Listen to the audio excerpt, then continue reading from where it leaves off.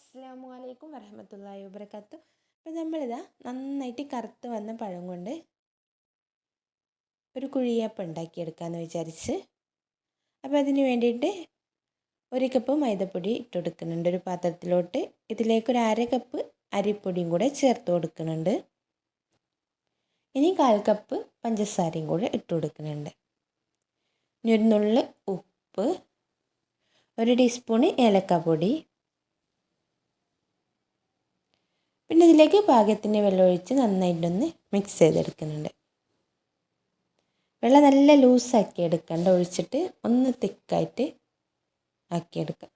ഇത് നമ്മളൊരു ബീറ്റർ വെച്ചിട്ടോ മിക്സിയിലിട്ടിട്ടോ ഒന്ന് അരച്ചെടുത്താൽ നന്നായിട്ടൊന്ന് സോഫ്റ്റായിട്ട് വരും കേട്ടോ.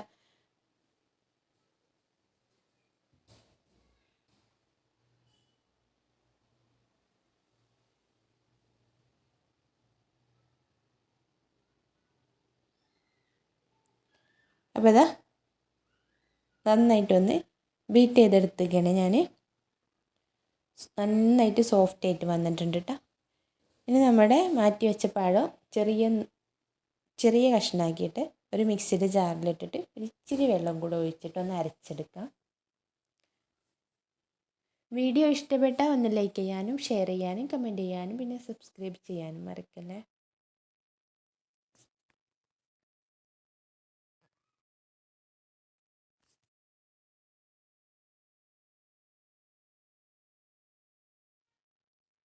അപ്പോൾ ഇതാ നമ്മുടെ പഴമൊക്കെ ഇവിടെ അരച്ചെടുത്തിട്ടുണ്ട്. ഇനി ഇത് നമ്മുടെ മാവിലിട്ടൊന്ന് മിക്സ് ചെയ്ത് കൊടുക്കാം. മാവിലിട്ട് ഒഴിച്ചു കൊടുക്കുന്നുണ്ട്. എന്നിട്ട് നന്നായിട്ടൊന്ന് മിക്സ് ചെയ്ത് കൊടുക്കാം.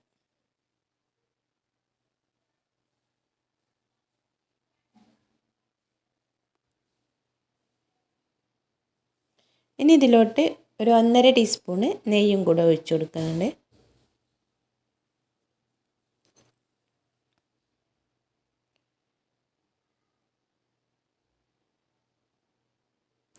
ഇനി ഈ മാവ് നമ്മൾ ഇതേപോലെ ഒരു ഗ്ലാസ്സിലോട്ട് മാറ്റി കൊടുക്കുന്നുണ്ട്.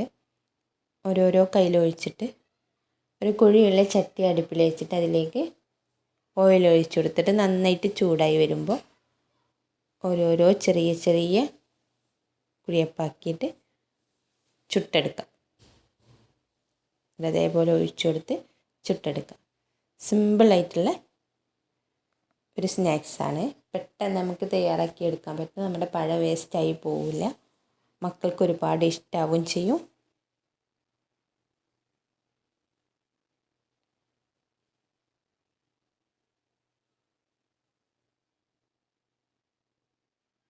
അപ്പോൾ ഇതാ നമ്മുടെ കുഴിയപ്പൊക്കെ ഇവിടെ റെഡി ആയി വന്നിട്ടുണ്ട് കേട്ടോ. അടിപൊളി ടേസ്റ്റ് തന്നെയാണ്. അപ്പോൾ ഇത്രയുള്ളൂ. ശരി, ബൈ.